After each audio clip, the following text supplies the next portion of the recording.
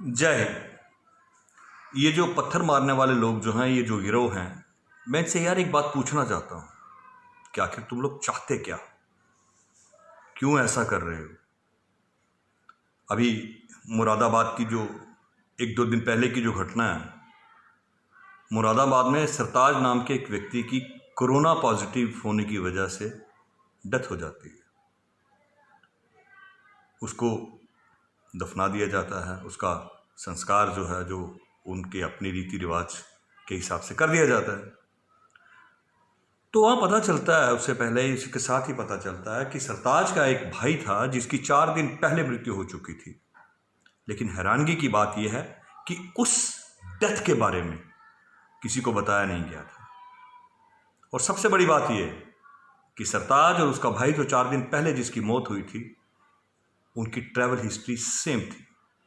UP Moradabad के रहने वाले थे और ये दिल्ली निज़ामुद्दीन के पास जो मरकज़ है वहाँ से ये तबलीगी जमात में मजमा जो है वो तब वहाँ से वो मजमा करके वो आए थे वो लोग।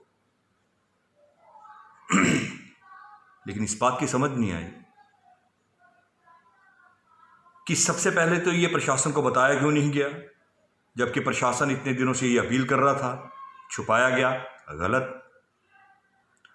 उसके बाद जब प्रशासन को ये पता लगा कि ये जो सरताज जो है जिसकी अभी डेथ हुई है, इसका भाई 4 दिन पहले जिसकी डेथ हो चुकी है, वो और इसकी दोनों की ट्रैवल हिस्ट्री सेम थी, तो वो लोग इनके परिवार को क्वारंटाइन करने के लिए डॉक्टर्स की टीम जो है वो वहां पर भेजी गई।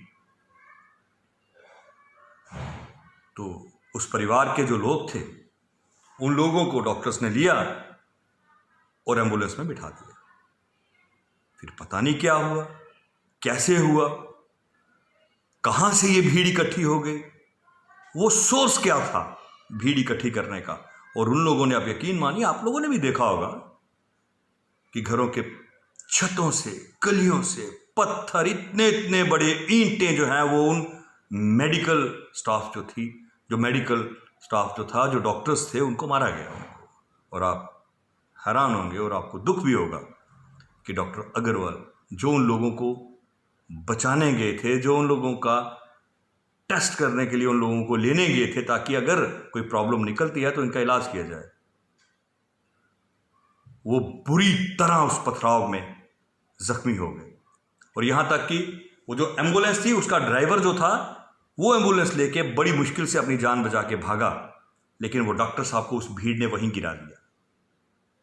और जब उनको हॉस्पिटल लाया गया और उनका इंटरव्यू हुआ तो उन्होंने अपने इंटरव्यू में जानते क्या कहा?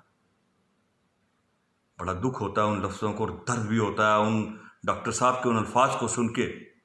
उन्होंने कहा कि मैं मरा तो नहीं, लेकिन मौत को मैंने अपने सामने देखा है। आप जानते हैं इस बात में कितनी दहशत और कितना दर्द है।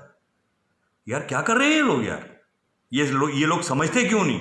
इनके दिमाग में क्या चल रहा है? ये क्या करना चाहते हैं हिंदुस्तान के साथ? और प्रशासन को चाहिए, और प्रशासन ने किया भी है, कि इन लोगों के साथ कोई रियायत नहीं होनी चाहिए। यार पूरा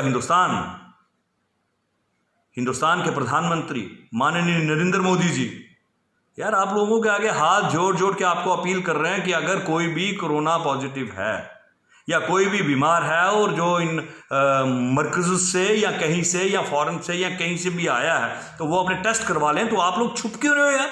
और आप लोग बता क्यों नहीं रहे? बड़े अफसोस की बात है यार, सब लोग आपसे अपील कर रहे हैं। एक बात मैं और करना चाहता हूं। आज फिल्म स्टार सलमान खान जी ने भी लोगों से अपील की, अच्छा लगा उनको सुनकर, लेकिन एक बात में मैं उनके साथ सहमत नहीं हूं।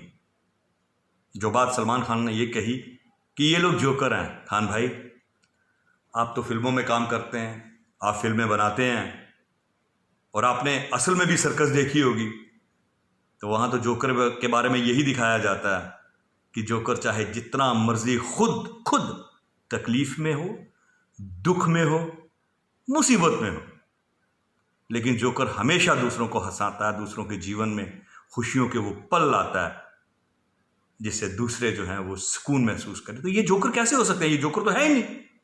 इनको जोकर कहने का मतलब है इनके गुनाह को कम करके आंकना, इनके गुनाह पर पर्दा डालना। तो इसलिए ये जोकर नहीं है, ये गुनाहगार हैं, ये पापी हैं, पापी। आज पूरी दुनिया इस बात को मानती है कि ईश्वर के बाद अब अगर किसी पर भरोसा है तो वो डॉक्टर्स हैं।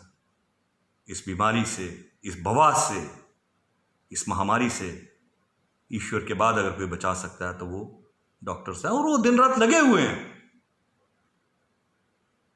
तो ये जोकर नहीं है खान साहब, ये गुनाहगार है, और इनको इनके गुनाह की सजा मिलनी चाहिए। एक बार फिर मैं आप लोगों से विनती करता हूं, ये मत कीजिए, ऐसा मत कीजिए। जो आपके दिमाग में खुराफात चल रही है वो हिंदुस्तान में कामयाब नहीं हो सकती, क्योंकि हम हिंदुस्तानी एक हैं, एक थे, एक रहेंगे। बस इसी बात के साथ मैं अपनी बात को विराम देता हूं। जय हिंद, जय भारत।